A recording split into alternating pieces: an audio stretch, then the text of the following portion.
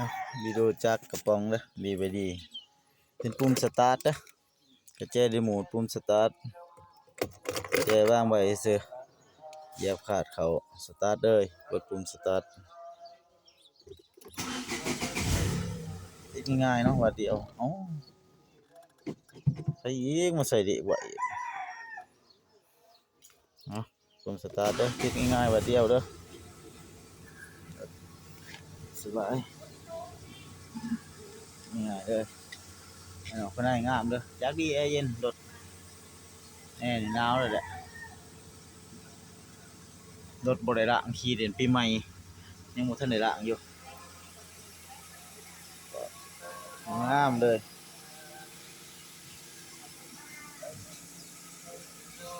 รถขี่เด่นปีใหม่ยังบ่ทันละอยู่รอเบอร์เดิมๆเลยเดี๋ยวบ่งานเด้อบ่อันนี้เปียกน้ำเด่นปีใหม่ไปเซตเอาก็สิซาบ่ทันได้เซตงามเลยรถ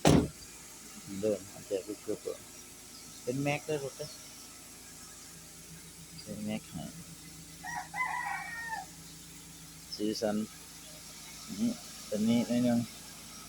ทางนี้อยู่ทางหลังเด้อแม็กเพราะว่าเอายางสกรัวมาใส่ว่าซั่นซะใส่เบิ่งเอายางสกรัวมาใส่หัวให้อยู่ทางหลังหมดงามเบิ่มๆบ่ตำบ่ปิ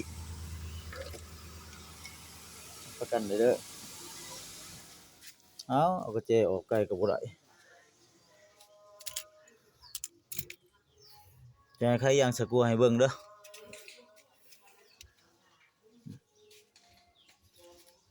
เป็นปุ่มสตาร์ทเอากระเจออกไกลบ่ได้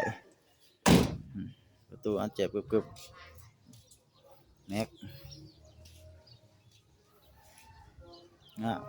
นี่ตรงนี้ก็แวนหานหน่อยนึง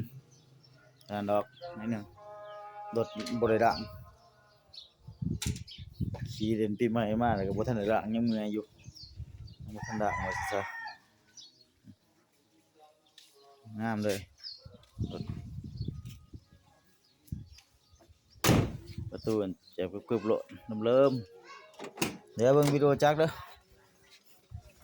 จักเบิ่งใหม่ก่อนเอาไปแจออกไปเมื่อกี้นี่รับเอาใกล้บ่ได้กระแจต้องได้ปากับรถเดี๋ยวเบิ่งวิดีโอจักแอร์นี่เย็นได้เด้อแอร์นี่แห้งดิเย็นไม่ห่วงโดดเรื่องแอร์เดี๋ยวเบิ่งวิดีโอจักนำกัน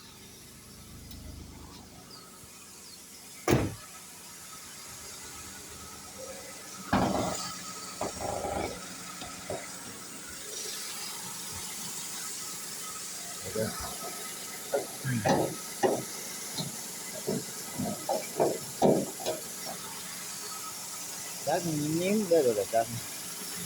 นิ้มchỉมีphụcเลย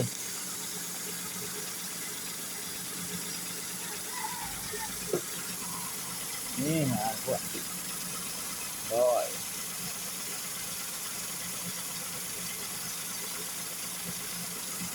ง่ายมีขวดเลยจักนิ้มเลยติดง่ายๆแบบเดียวอันให้เบิ่งก็ได้นี่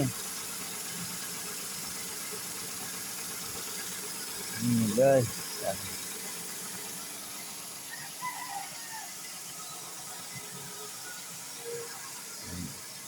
เดี๋ยวใช้วิญญาณสะกดเนาะตัวนี้เกือบว่าบ่มีแผลตัวนี้สั่นน้อยเดียวซะเดี๋ยวไปเบิ่งยางสะกดนำกัน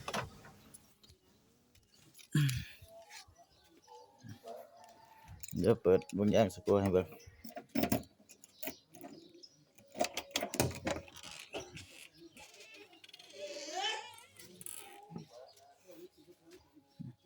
นี่กระดอกกระดิกให้เด้อกระดอกกระดิกหันดอกหันหยังนี่แม็กเดิมอยู่นี่มันหัวว่าซั่นซะเอาไปจอดเอา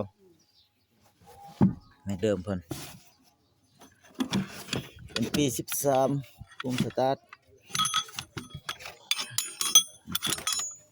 นี่กระดิกให้รถงามๆเลย